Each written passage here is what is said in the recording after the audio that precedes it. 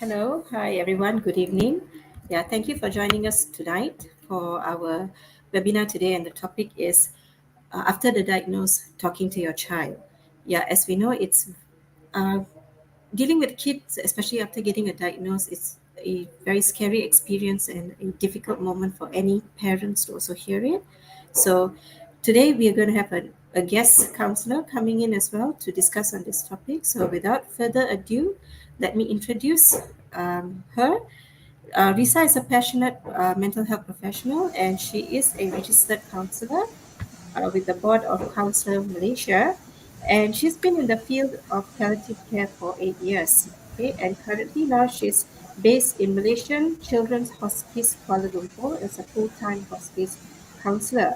And her passion is and how she actually combines her knowledge in counsel with the counseling technique and psychology, skill management, case management, patient relations, and treatment planning with a special interest in grief counseling and palliative care.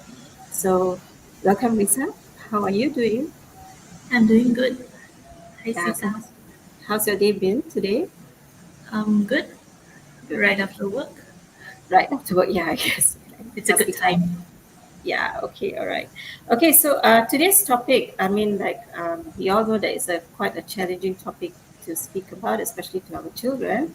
Mm-hmm. So, yeah, without uh, let's get to it and let's teach everyone out there like what can we do and how parents can talk or anyone, any adults can talk to a child.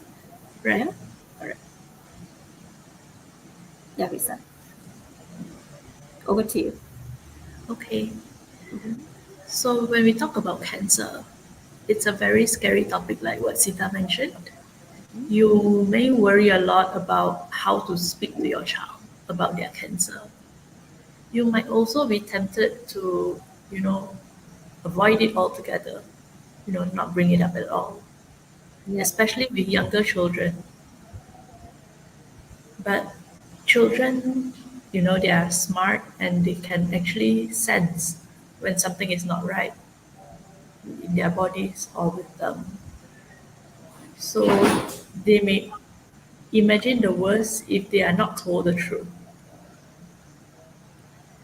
So, you know, as this is a roller coaster journey, they may even feel very angry sometimes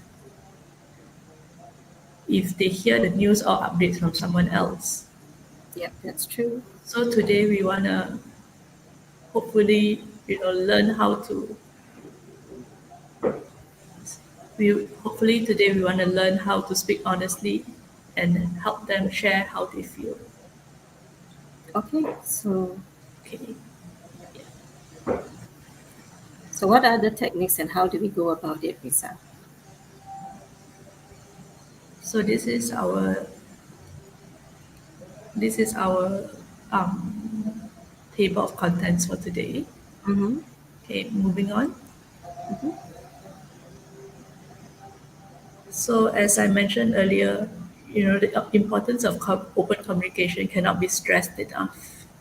Yeah, When we speak about children going through cancer, even as an adult, sometimes we also see adults, losing control. So mm-hmm. what more even in a child? Yeah. So we will talk a lot today about us addressing all these concerns and fear in a supportive manner. Okay, wonderful. Yeah. So what is the first thing that any parent or any adult can do? I think preparation is something that you definitely need to keep in mind. Mhm. When you say We need preparation, sorry, Risa, when you say preparation, like what do you mean? Like how about, I mean, like what do they do? Like parents, what do they do there for themselves as well to, to be prepared to talk to their child? Yeah, think about what you want to say and practice saying it actually by Mm-hmm. writing it down. Okay. The best is to use simple and direct words that your child can understand the best, Mm-hmm. Okay. So depending it's on the age of your child as well. okay. So writing it down and put it simple words. Um, Like, is there an example? Preparing in advance. So s- some you may want to use words that are relevant to your child's diagnosis. Mm-hmm. So don't be afraid to use the word cancer, and also the exact word that the doctors may have used. Mm-hmm. So those things can be can be something that might be helpful for you to say, and also perhaps what how it may affect their body as well. Okay. Because I think with cancer, it comes with a lot of symptoms. So your child may already be experiencing certain symptoms, and it might be scary for them. Mm. So mentioning some of these things might be helpful. Okay. All right. So, which means if you're saying about the body, can they actually draw a picture of like a gingerbread man, and to show like which parts and explain to them, or can a parent Yeah, do that? Yeah, to make it clearer for the child to understand. yeah. I Yeah. think that is a really good idea. Okay. Right. Okay. And so, what's the next one that we can do, Risa? So moving on from what we've just covered, Mm-hmm. so we want to also have clarity and openness, be clear and direct Mm-hmm. and open to talking about cancer. Don't create a feeling that cancer should be some kind of secret.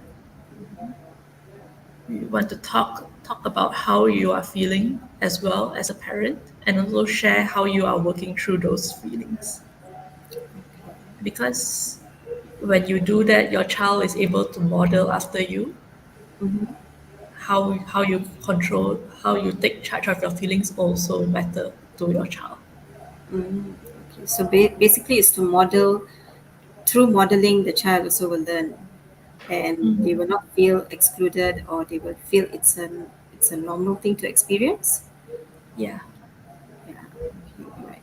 And when we share our own feelings, like, I mean, like, maybe could you tell us, like, how would the parents actually share their feelings? Because sometimes, some parents, they will not want to show the child how they're feeling. So what would you tell parents like this, that that when they do not show that feeling, because they need to be, according to them, it's like they need to be strong. Mm-hmm.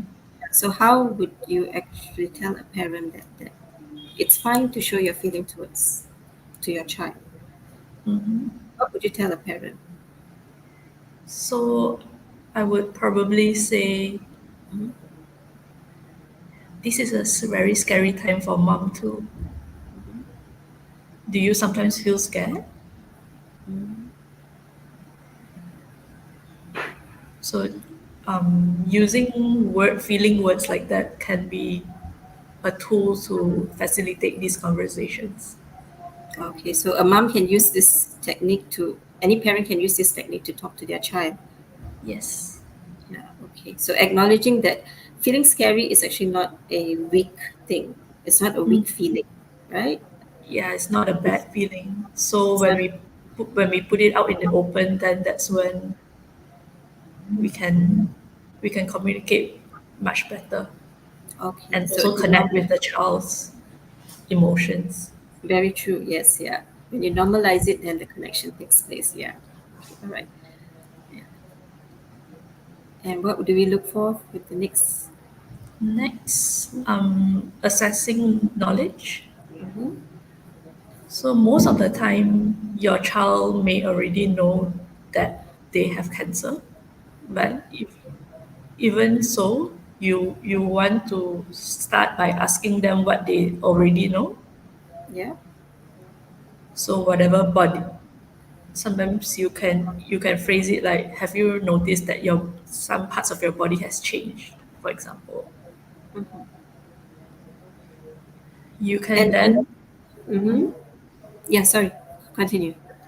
I said that by using this format, you can also correct any misinformation that they have in Mm. a gentle and honest way. And why is it important for a child to actually know about the cancer, their cancer, he or her cancer? Well, cancer is something that can be debilitating and a lot of times can worsen over time. So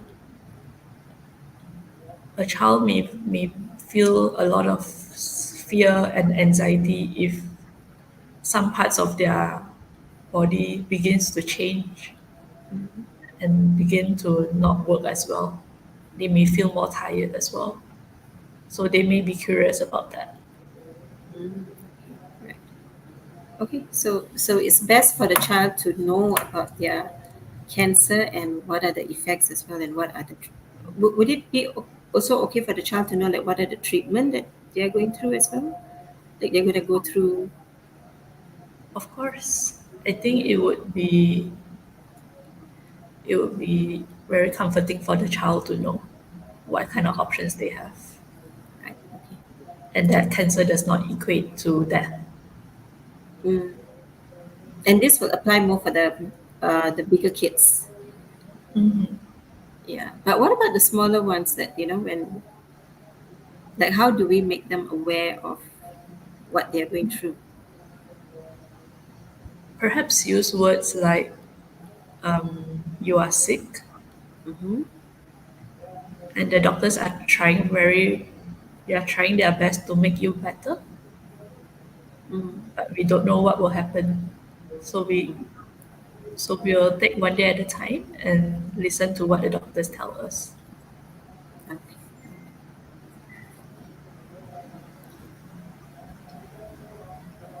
So the next one would be, Mhm.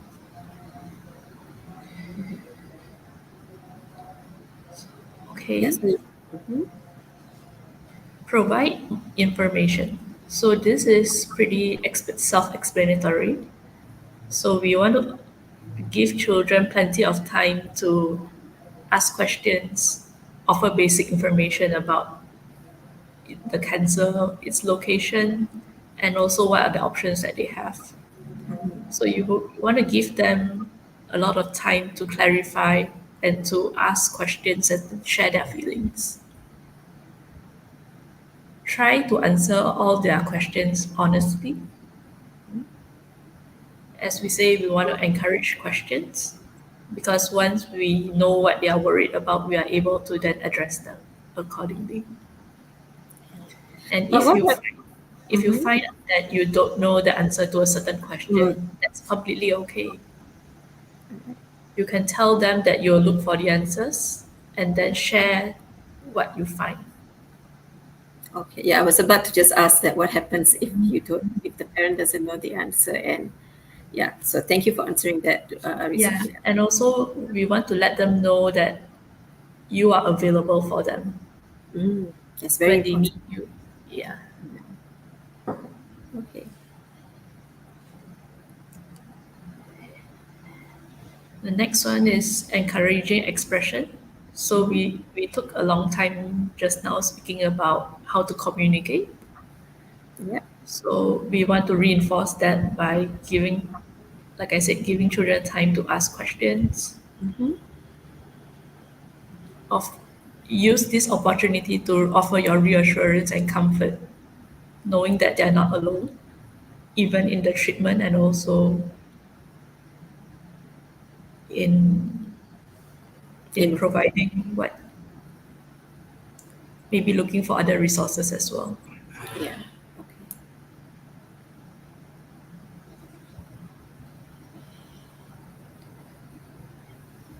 I do want to note that for younger children, you may want to remind them that it's not their fault, Mm. Oh that they, yes. that they didn't cause this to happen. It's not because they are naughty and Mm-hmm. therefore have cancer. I think a lot of younger children may fall into that line of thinking. So it might be helpful for you to take note of that as well if your child is of a younger age. Mm. Yes, very important. Yeah, true. Yes, because they tend to blame themselves, and they, yeah. Yeah. Mhm. So, how do we do all that, right? With patience and understanding. Okay, so I mean, how can we help parents to be? Because sometimes patients, with everything that's going on, having the siblings at home as well, and and they are also in the hospital. So sometimes the patients is just on a very rough, a tight rope like that. So how do we get that back to be a bit loose? Because we can tell parents be patient, but sometimes it just doesn't work. So is there any other ways that we can get them I to would, understand the child's place? Yeah. that's a great question. I would say that, go with their pace. Mm-hmm. As you speak to them, you are then able to find out what they know and what they don't know, or what they are ready to accept or not. Mm-hmm. So try to be patient with their pace. And you, as the parent, will be the best judge of how much your child or teen may need to know about the situation. All right. Explain the cancer with Mm-hmm. words that your child will understand. Like I Yeah. said, for younger children and older children, there may be different words that you may use. Mm-hmm. Yeah, that's true. And what about if sometimes some parents tend to force the conversation when the child doesn't respond? So what do we tell parents on that part, on that note? Because sometimes If they feel like they just need to talk and talk and talk, then the child, gets to listen and Mhm. understand. But sometimes the child is not responding, and this is where, again, the conflict arises again. So how do we tell a parent, like, in this manner, what can they do actually? That's a very valid question. Mm-hmm. Perhaps start with the changes that they may have implemented or seen. Otherwise, this is also why organizations like yours and where professionals come into play, like counselors, Mm. play, and I think Sita, you're a play therapist, right? Yeah. Yeah. So, play therapy is actually one of the it's a very good tool to utilize when speaking to children because that's their language. True. So, do consider getting professional help if you need more support. There is no shame in that. Okay. Thanks, Risa, for that answer. Yeah. No problem. Okay. So, yes, I want to talk a little bit about the third Mm-hmm. point here. Consider individual differences, personality, and age among siblings. Yeah. So, if your child have more than one siblings, then your languaging may need to change as well. Mm-hmm. So, if you have more than one child, do take time to speak to them one on one so that you are able to allow them to be on the same page as the siblings so that there can be understanding and there can be also more support in that front. Yeah. Ah, interesting. Yeah, and this is a tough one. Yes. Yeah, exactly. Addressing the fear of death. Whose fear of death? You know, Mm-hmm. you True. may ask. Yeah. And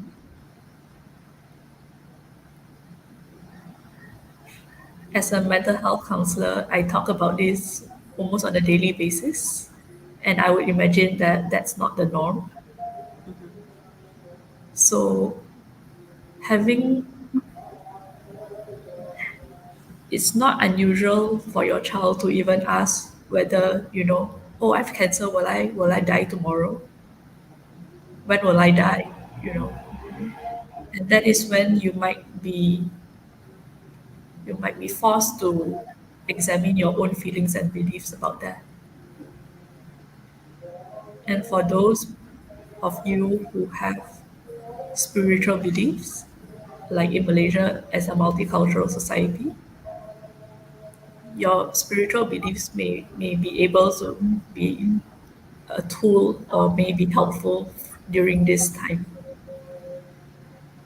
Because as you navigate this conversation with your child, you are also navigating the same conversation with yourself. So can we give an example? Like if just say a child asks the mom, like, "Mom, am I going to, I'm going to be in the hospital long and with all this treatment. I think, Mhm. I don't know, am I going to die?" So maybe how can the mom respond to that? That what you said, I know you have the spiritual everything, but maybe in like a sentence example that you can actually tell out Sure. to the mom. Yeah. If I'm the parent, I might say, I'm not sure. Mm-hmm. The doctors are doing all they can, giving you all the different medications and treatments Mm-hmm. that you've been going for every single week. So we know that all this is the doctor's best efforts. So we don't know what's going to happen tomorrow, but I will always be with you through this. Okay. So that's one way of telling that to the child. Mhm. Yeah. So reassuring your presence as well. True. Yes. The reassurance that is there. Then. Yeah. Next, Mhm. so Sita, would you like to conclude? Okay. So basically, communicating with your child is crucial at this point when they are diagnosed and they're diagnosed and then when they're going through the treatment and even after the treatment, because it's like a three phase that they go through. And yes, looking at the key points that Risa you have mentioned, the preparation is important because that way it also gives the parents a bit of a, a calmness. They don't get too anxious about it, and they don't want to like just protect the child by saying, "Oh, it's just a virus." Yeah, because normally some parents that we have come across, they do tell the children that it's just a bad virus. Mm. They're in the hospital for such a long time, and that's where they get into this motion of the child doesn't want to talk to the parent, and the parent is having a hard time to, so because they don't feel that trust is not there. So that preparation is important, and of Yeah. course with that, the honesty as well comes play a very important role. It's fine, you do not have the answer, you do Mhm. not know the answer, it's fine. We can just say, "I don't know," and like what you said as well, "I don't know, I'll get back to you." Yeah, I'll get the answer, but there are some answers I don't know how to answer this. So I'll just be with you. So the reassurance is there as well. Yeah, we'll go through this together. And of course, having the patience. Saying be patient is very easy to anyone, but person who's experiencing it only knows how hard it is. Yeah. Yeah.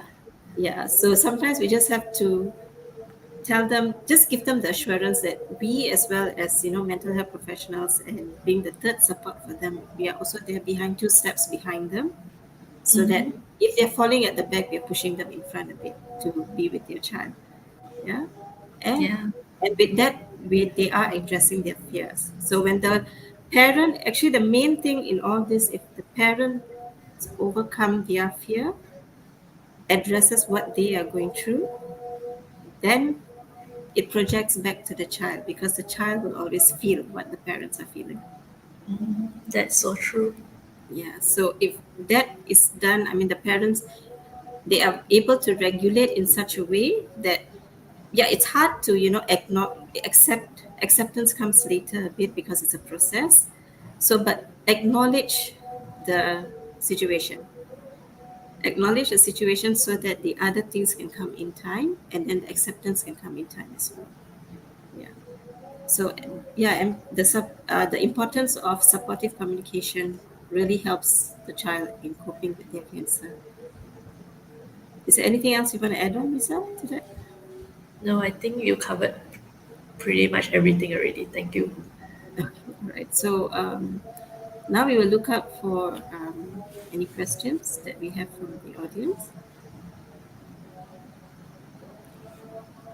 Okay, so we have three questions tonight. Mhm. Okay, so from Skylane Creative, how can I prepare my newly diagnosed child when bringing him or her to see a therapist?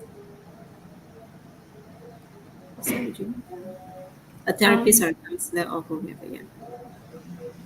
how can I prepare my newly diagnosed child? When bringing him or her to see a therapist? I think one way that you can prepare them is to let them know that they are talking to another adult that they can trust. Mhm.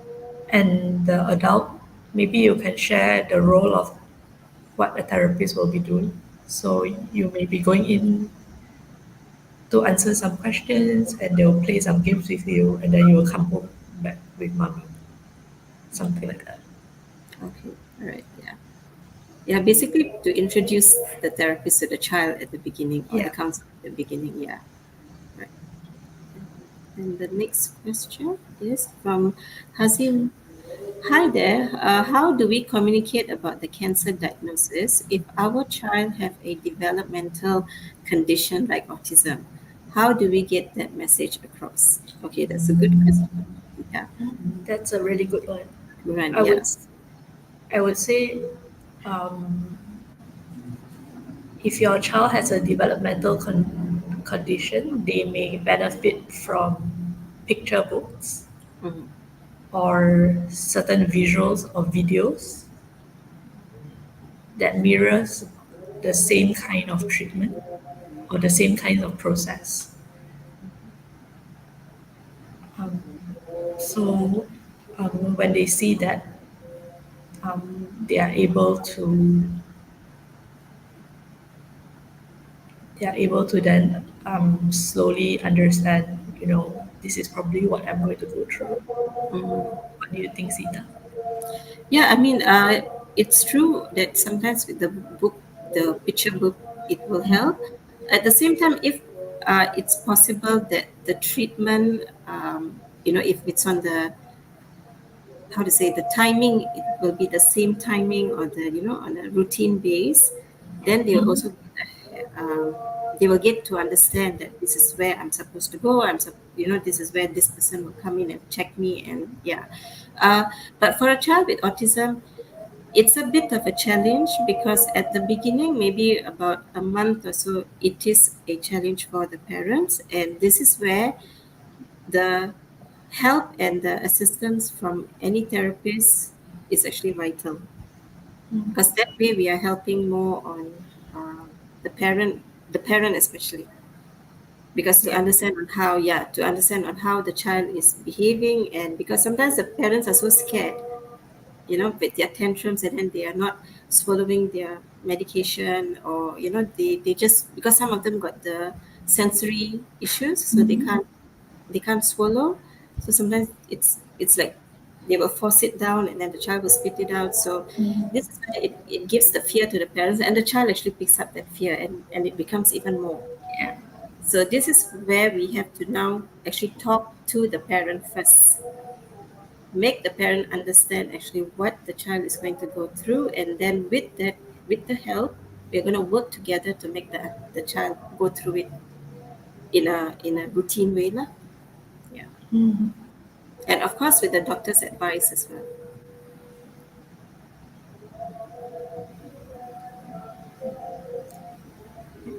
Is there another question? Yeah. The last question from Jason Chin. Can a child with cancer start treatment first without parents telling the child about his or her diagnosis, slowly easing into the diagnosis as time goes by? What do you I would what's your say the first thing that comes to my mind when you say a child with cancer starting treatment first. Definitely, yes, that might happen. But at the same time, I think the child who is naturally curious will be asking type questions, Mhm. and it depends on, like what I mentioned earlier, it depends on how much the child's able to understand as well. So I suppose that's one way of easing into the diagnosis. Mhm. However, if you choose not to tell your child, they may still ask you why. So that you need to remember that possibility as well. Yeah, I agree with you, Risa, on this. But on my field also, I feel that we should tell slowly. Maybe give it maybe a month before you digest, before the child really knowing what is going on and why am I here, why are they poking me, taking blood and stuff. But I think a month would be sufficiently good enough if the child doesn't know yet. But after that, you need to tell Yeah, because yeah, it's almost like pacing all the information so that we don't overload the child. yes, yeah. Because if they start without parents telling them first, I mean, I've experienced cases like this where the child actually rebels back and they want to go home, so sometimes it's actually good to tell them earlier as well. If it's a bigger kid, then yes, you can tell them earlier. But if it's a Mhm. smaller ones, then yes, the smaller ones we take gradually to tell them. Yeah, I guess it depends on the age, like just what you said, Lisa. Yeah, Yeah. Okay. thanks, Sita. Thanks, Lisa. Are there any more questions? No, that was the final question. So, yeah, so this, do you want to say anything, Lisa? Like, yeah, Thank you everyone for joining us tonight. yeah. And just remember to reinforce your preparation, be honest, yeah. Model your feelings towards your child so that your child can also model it back and the normalization will take place, yeah. Yeah, and reach So, out to National Cancer Society Malaysia if you need more advice or help. yes, yeah. So we can reach and we can help more, right, Lisa? We can, Yeah, yeah. Right. Okay, so thank you so much for joining us tonight, and I hope you get a bit of, you know, one, two, or some tips from here. And if you do need more clarification, or you want to get more time with us, do get in touch with us. And yeah, we'll see you till the next topic, and we'll see you around. Okay. Have a okay. good night, everyone. Thank you. Bye. Bye.